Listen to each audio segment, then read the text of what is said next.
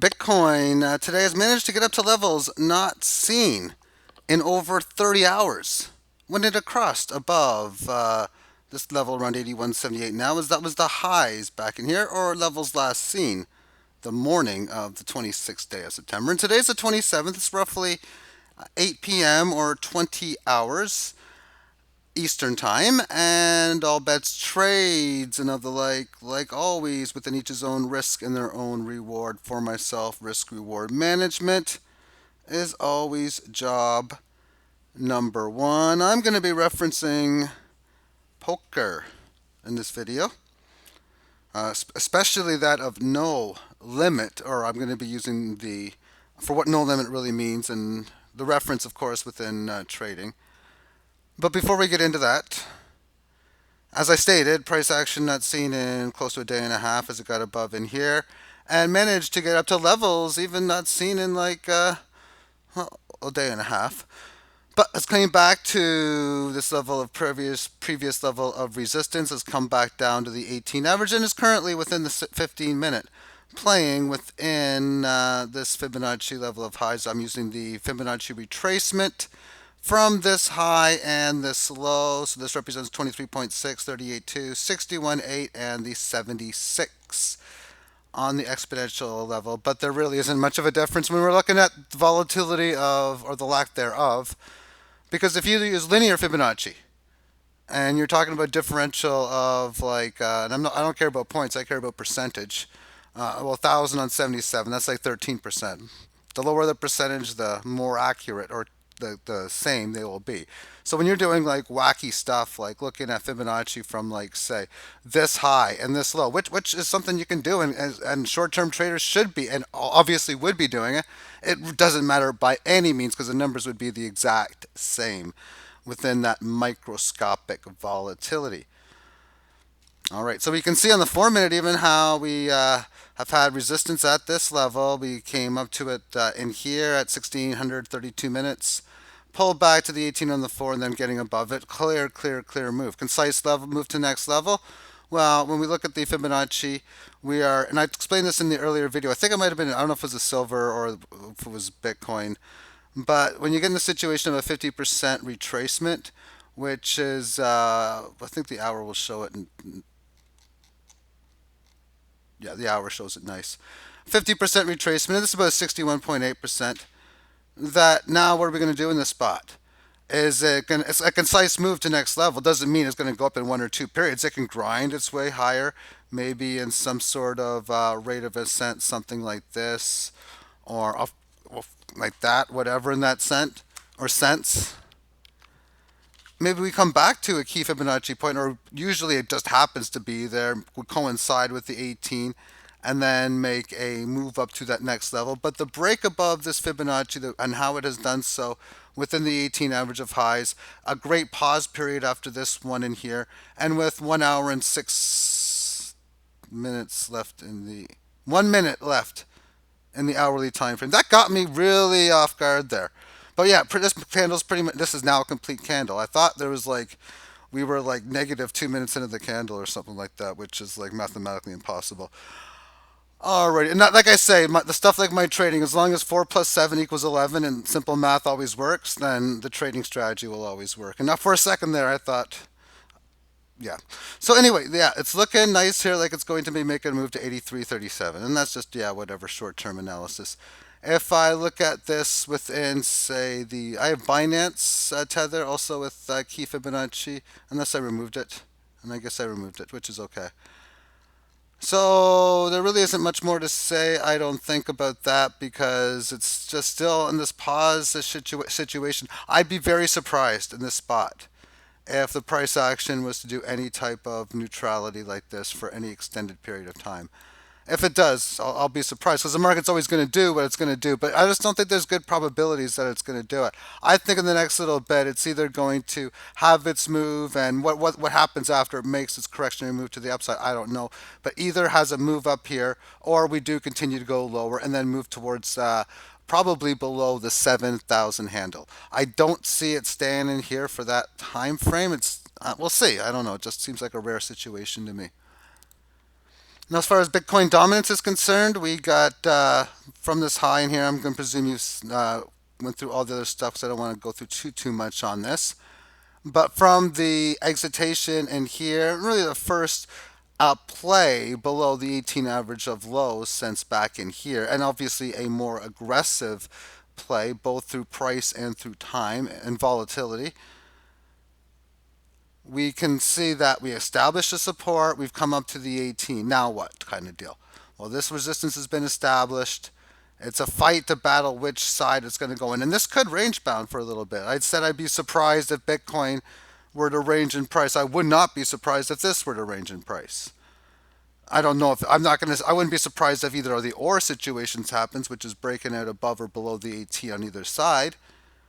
But in the situation of breaking down below here, that's a pretty big event here.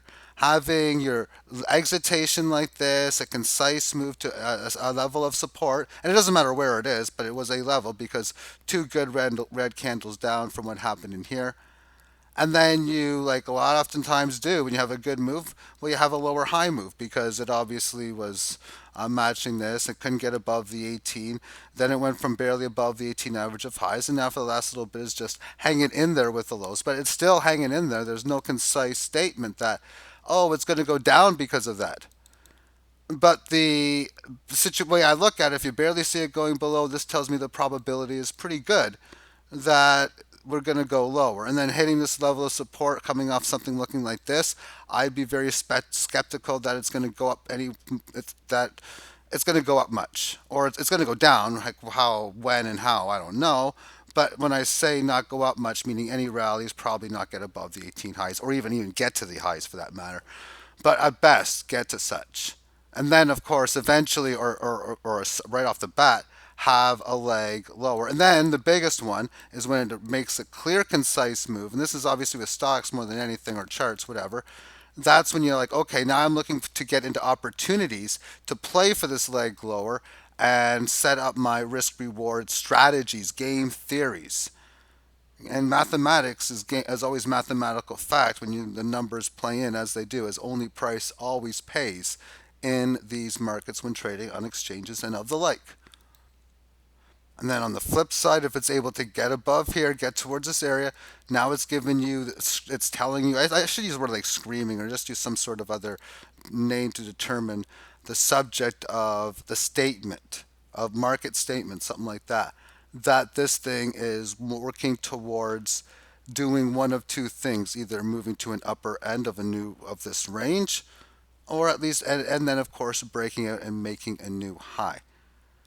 And that's the thing. And then, of course, getting out above this, like always, you expect a significant leg higher. Now, I said I didn't want to spend too much time on the past on this, but I kind of need to just to explain where we are for all the times that we've had action below the 18 average of lows on the daily since the April 1st rally, and even since the start of the year and into last year. Well, this is this one and that one. We had this little bit in here, and that has been it. So this has been real. This is now the third real try by the bears, if you really want to use that term, to bring this market down. And when it established support here, it had many tries, it never did it. It's established support here, never did it. We've already established support. And in previous times,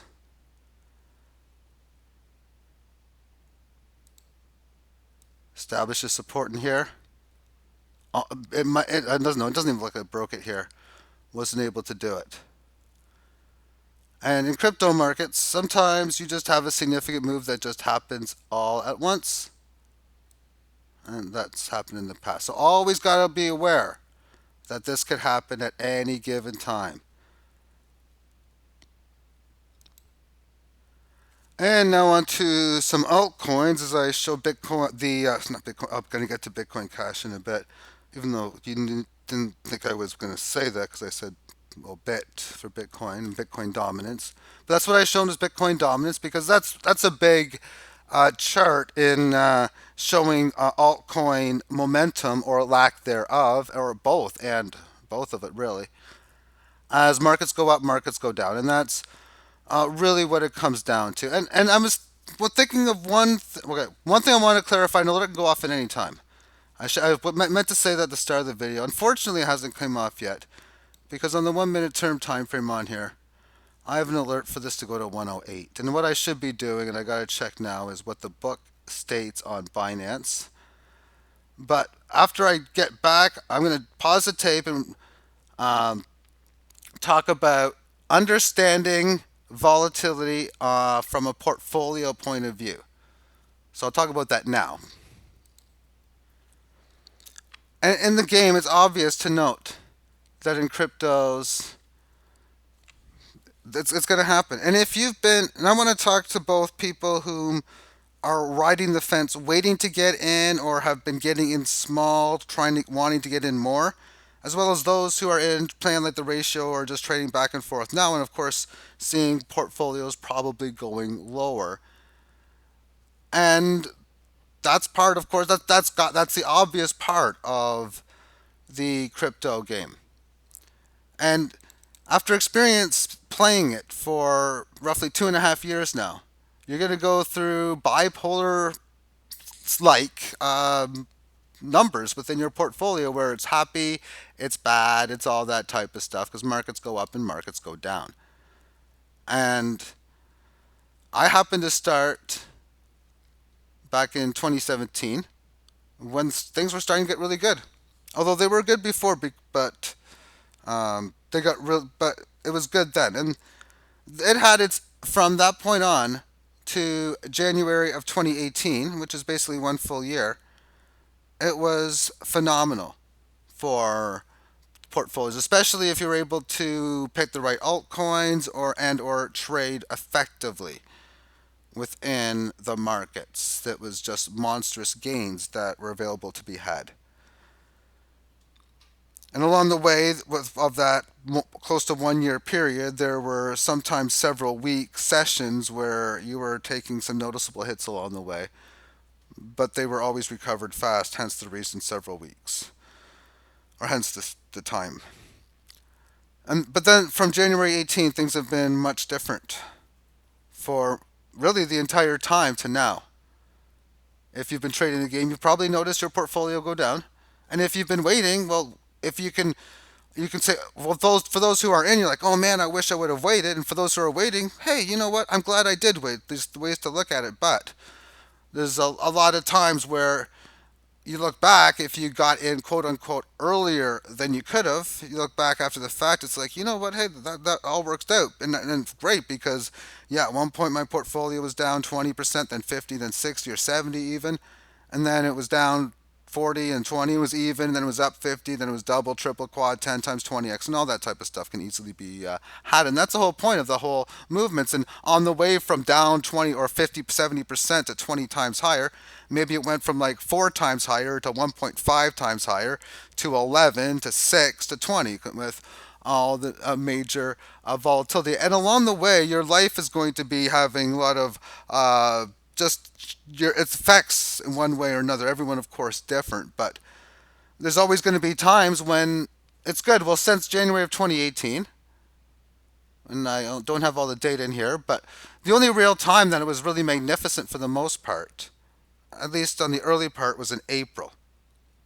Everything else, and the entire from April 1st to 30th, everything else was just really bad. Now, as it got later in the year, it didn't get so bad when Bitcoin was falling, meaning altcoins really didn't fall that badly as compared to Bitcoin, meaning Bitcoin went down like 50% or 40-30%. So the other altcoins, but the altcoins were already down way uh, a lot at that time as well.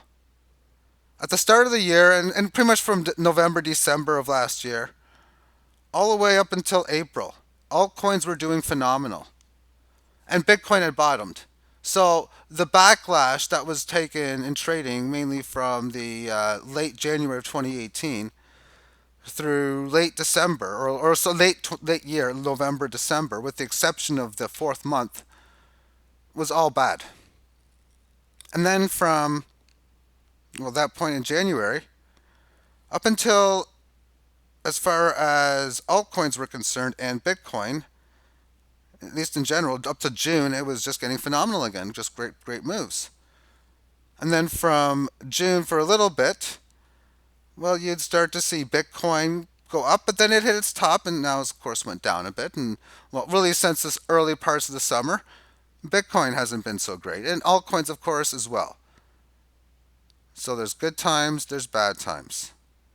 What's the chances that people many a years and months from now are going to be looking back at all the stuff that happened in June, July, and August and September of 2019?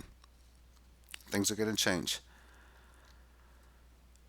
Thought I'd point that out. I was just thinking that before I thought, you know what, that'd probably be a good way of saying it because you can look thinking, oh man, it's just things are so bad and things are so great, and that's just the way it's going to be, and realizing that those situations come into play. Also, that can help when you know, oh my goodness, I've had situations where it was so amazing for a while, and then I know it all goes down. What should I do in situations like this? What happens if I'm wrong and the market keeps going up, meaning you're thinking about selling, kind of deal. And I'm going to be using the reference to no limit in the sense of how big do you sell at different times, because no limit poker is a fun game, but this game too has also got the same no limit rules. Well, the reason why I got a buy order in here at 108 is for the whole day, I've been trying to find just some sort of crossing to trade on Bittrex. And I already did find one recently with Raven and the hash H bar. I've got it memorized, the name of that coin. It took me 3 days. And because I bought H bar, but I couldn't memorize the ticker signal. I can't remember what it's called now. It starts with the letter H. So I haven't memorized the name of the coin, but I've memorized the ticker symbol. So I'm getting there. I got an alert for 108 because I've been trying to find something to buy. I was thinking there's got to be something to cross against Ethereum, maybe. I couldn't do it. Couldn't find anything. And also, I've been thinking, man, having more Go Chain would probably be kind of fun. So that's what I'm trying to do. But I'm trying to buy it at 109 right now, which is what the price is. But just because it's 109 doesn't mean that's what you're going to get. In fact, I don't know how you're going to buy it at 109. If I could, I would. And spend, yet I got an alert at 108. Well, that's because I have a buy order at 109. And I'm ready to go. I mean, anyone sells on Bittrex right now because that's where I'm trying to buy it. I'm buying, at least for the percentage I'm going to add to my fifth trading cross. Now I have an alert at 108 for the Binance because if this thing goes down quick, maybe even then I can delete my order really fast and maybe try to get a better price, 107, 106. And the reason why I wanted to pause the tape was so that I can check the Binance buy and sell bid orders, because when you can understand what the bid ask means, let me see if I can show a quick picture of it for you. So let me do that. What we can see with it, and this is what I want to look at, is how many people or how many coins are available for sale at each price point. And right now, about 350,000 at 109 and 250 at 110. So you can't see which number is in control of the market. But if I see that this number, that the combination of this number going really high and this number getting really low, meaning people are adding supply to the 110, and on this going lower, people are taking their supply for Bitcoin supply, selling the price on the market. Well, that tells me that sellers are at that time frame and getting in control of the market.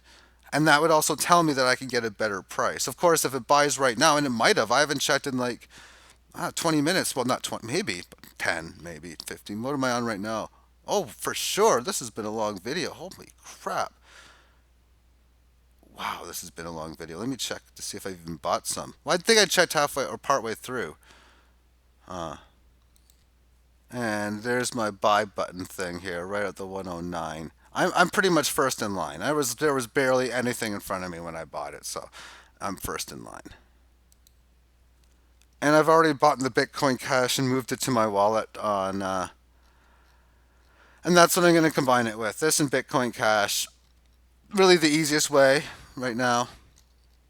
As I do like the volatility that these coins have. And when you look at this on the 4 minute time frame, I thought about a bit. Do I just trade some against Bitcoin back and forth? And I thought I really came close to it, but it's just best, I think, if I use BCH. As that's a coin I'd like to also try to increase in a level like this anyway. But with that being said, as it moves against Bitcoin, which is primarily going to move, I mean, it's just a matter of division really for both of those coins. But we can see in here, this is 112, 103. 9 point differential. That's almost 9%. And this is just on the 4 minute time frame. And then this correctionary move is still like almost 6%. And then if we look at it from like, okay, this is the 23rd, it's like 125. We're on the 25th, 2 days later, it's at 94. Differential here, well, 25 plus 4 is 29. 29 divided by 100, that'd be 100. That'd be 29% on 100. And on 94, that's even higher than that. So that's over a 30% volatile move. Just that play alone. And then if we look at this on the 15 minute time frame, this is just, and that's 125. We even got this high here from 133. That's even a bigger move, I guess, from this high. And then from this low in here, this low, yeah, that 30% plus move both contains a higher low and a lower high. So from the higher high at 133 and the lower low at 86, well, 33 plus 14, that's 40. That's 47. 47 on 86, we're looking at about 50% move just from this low to this high. So I admire the volatility this market has. And then when I look at situations like this, the profit potential that's available is magnificent. So if you see this, you look at this, ask yourself the question, what possible strategies are there that can be given, that can give me wins, that can give me long-term profit available to me? And one of the easiest way to look at your coins is look at them as a poker chips, and that you're sitting on a table in front of Doyle Brunson, Johnny Chan, Phil Hellmuth, and I'm kind of kidding there, but not really in the sense of now using this poker reference. And to do so the best, I want to quickly go over a very quick timeline for myself. In the 1980s, I mean, I was playing cards as early as I can remember. I've always loved playing cards. And I was always good at them as well. Poker being not only no exception, but probably one of the ones that I'm the best at. So as a child, I'd play all the games, and well, at the dinner table, playing your 7 card stud and the 5 card stud and the draw poker. Well, at least the stud ones, or all the cards, are like usually limit style bets. And it was always in cash games too. Although we didn't call them cash games back in the day. The internet, basically for me, I first heard about the internet probably, well, it was before 1994. Because I tried to literally find the internet when I went to college in September 1994 without any luck. So I knew it existed by then. That's all I know about the internet at that point. That's my first memory of the internet, was trying to find it in the autumn of 1994. I succeeded in finding it in the autumn of 1995. Got it for the first time at my house in 1997, and have always had it every day since. And as the millennium turned in the early 2000s, I seen this interesting, weird poker game site. It wasn't any of the online poker we know of today, but like on the Yahoo and Pogo game style. And they had weird games that I've never heard of, like Cincinnati and a bunch of other ones I've sort of forgotten by then. I don't think Hold'em was one of them. If it was, I don't remember. But then the online poker phase came. Party poker, Poker Stars, all that kind of stuff. And well, I'm playing party poker. I think it was 2002, maybe. Either that or 2003, because no way, I was living in that place. So it was, but I played it in that house there, and I lived there 211 202. it would have been like either 2001 or 2002, because I can remember playing it at um, the apartment that I lived in those 2 years. And it wasn't anything too much, but what I was noticing was just how like the tournament style was like so amazing. And I grew up playing seven card stud and such, like awesome. And I learned No Limit for the first time, and I was just trying to get into it. And one of the things I did early on was I just went all in pre-flop with like back then it was like 1,500 chips. I always got in a tournament. Go all in for 1,500. I probably pick up like 10 and 20 or 15 and 30 blinds or something. And I did. And I'm thinking to myself after it, that's probably a really bad play. And yeah, it is. I mean, it's really, really bad. But and then, still, it was just learning the learning curve. And within the learning curve, I was losing. But risk reward management has always been something that I've always been concentrating on the numbers and always trying to do what I can to win in this game of what do they call it, gambling. And crypto trading is gambling, as is poker as well. Most people don't think that trading markets is gambling, and in fact it is. Anyway, to get my bankroll back up, what I was doing was I was playing seven card stud tournaments. And they went off back then. They were not hard to play. They became very difficult years later. And the whole fascinating thing about tournaments in itself, even if it's just 9 players sitting in this, what they call a sit and go. And that's pretty much all I was playing to start, were those 9 player tournaments or 10 player.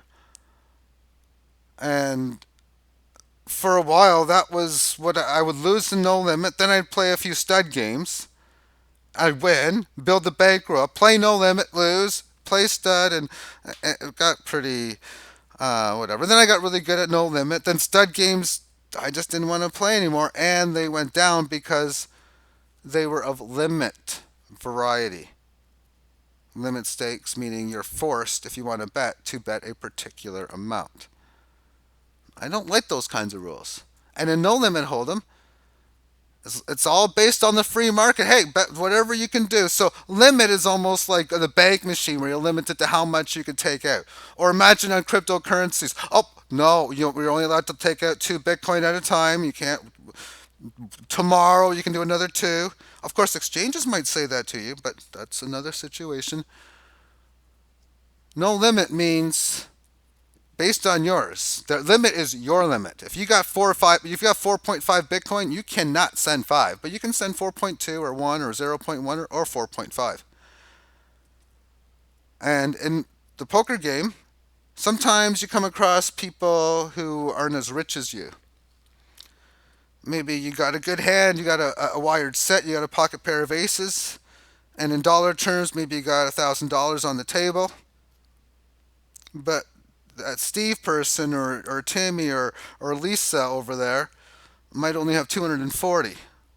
Well, that's all you can play then, because that's how No Limit works. And really, that's the same in the market too. For if you want to buy whatever amount, maybe there's not enough available. There's only so much available at like 109 or 108 share point to buy, because you got so much or so little in that sense. And when you're thinking, more importantly for me, bringing the reference for No Limit, comes the game in how aggressively you want to make your trades, because you can pull off small trades, large trades, aggressive trades. You are in control of the bankroll, but when you're playing amongst no limit kind of mentality and structure, just like in tournaments, how your chip stacks can go way up, pretty much to nothing in that sense, but can go up and down so fast and so volatile. Well, that's the way the markets are, and that's the way your portfolio can be. And when you set your limits up, that no limit can work to your favor in the right situations. And in the world of alt trading, we'll take a look at Theta against Bitcoin. Anyone who executed all in, taking all their chips, pushing them all into the center of the table, those who did it there had huge payouts, and they had other opportunities. And it's an interesting strategy in doing such, because if you're wrong, oftentimes you're still going to be right. For if you thought this was up too much, technically you were able to buy back, and of course, same thing here as well. And if you thought this was up too much, you were right. Even if it was at like 44 when it went to over 5. But to find situations, when is it a good time to just go and bet all in? For those who said back in here, I'm all in. Well, I'm sure you had great gains when it was all said and done. But sometimes an all in decision can actually be a losing one. For those who thought we were in Bitcoin at $4 or $8 or 11 or what have you at the lower price, that at $48 it was just up too high, they're just going to sell everything and wait to get back in, or just exit it completely knowing that it's never going to go back that high again. You're all in, you get called, you're out of the tournament, you're done. For if you went all in here, well, in that type, if you're playing at that style of game, well, that all depends on if you were able to successfully maintain your parlay. Parlay meaning two things happen. One, first thing is you bet that it's going to stop going higher, and secondly, that it's going to go to a point where you can buy cheaper. As long as this was cheap enough, then that's fine. But if you thought this was cheaper in here, you're like, you know what? I sold at like 900. I bought it back at 450. I got twice as many bitcoins, and I just did whatever. You didn't do anything else here. Hey, it still worked out to be a profitable bet. And again, those who thought it was time to go all in here, the verdict isn't yet right to see if they were wrong on that situation or if they were right. In here, well, then again, just like before, it all depends now upon the parlay or the verdict, meaning did you were able to get in this area here, or the verdict meaning no, I was waiting for here, and maybe if it does do that, though, it might end up being right. And of course, the reason I reference this is again to the altcoins because the theta example is the proper example for why I want to show it. And amongst the Go chain, what would be my strategy? Let me bring up another coin from this is something that came from 1920, 17, 18 time frame. And Neo will work just fine. But when you have these sick ass gains, if you get them, then taking advantage of them, okay, well, we use that same theory again. If say you thought this was up too much where we're at now, because you've seen this price, and we're comparing it to Bitcoin. Okay, it was down a bung here, and then it went up a lot. It went up like 6, 7, 8 times or whatever. If you're using that strategy, well, now you can get back in and break even to a degree in a sense, and you could also say you were wrong. But at the same point, you did obviously turn what you invested into a gain. At this point in here, it would have been something that you would have taken a long time to be able to get in profit. Anyone who sold up in here went all in and like, okay, I'm just going to wait for a cheaper price. We're able to get monstrously amazing price levels. PIVX being another one. And this was one for myself that there's videos back in here if you look around this time frame, this high of April, wherever this high is. Let me see what the exact date is. I have videos back at this time frame talking about me saying where my target level for where I think this is going to go. So this ended up topping on April 16th. So on the breakout, I was thinking it's going to go. I think it was like 180ish and change. I was saying, and well, you can see here what was the high. 179. So it would have been thinking, okay, do I want to sell everything here? If you did, well, you were able to do well. And another way of putting it is, if I'm trading coins against the ratio kind of deal, then the idea here is I want to do it. Why? Because I want to profit. So there's situations of profit taking when markets go up like this. So obviously, with what I sell, obviously for Bitcoin, gets turned into, well, remains in Bitcoin, goes into other asset classes. and other like gold, silver. Like you can see on my photo, I've never changed it from day one. The of cryptos, the picture that I have, which is just a 1 ounce coin. I was going to say round, but literally speaking, it's not a round. It's a coin. It's a maple leaf. But into other asset classes. But it also means you could be back in here saying to yourself, as I mentioned earlier in the things, oh, sometimes life is great, it's bad, it's time to get in, it's time to get out. It's just time. It's just an obvious time where you got to sell everything, or at least you got to sell large.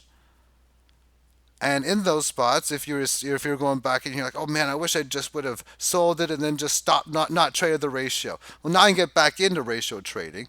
In that, if say gold chain is any type of spot where I think it's time to sell everything, I'm gonna go all in and then do what I've done many times at the casino.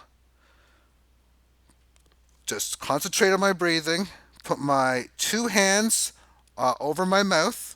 I know some people say it's a tell, but I do the same reactions every single time, and then just look within the same horizontal, with your neck in the straight position, and you're looking at whatever's in front of you, not whoever the player is, and just do that because it's a game of poker, or at least this game is similar to that. Either way, these are games in which I have heard the term many times of advantage player.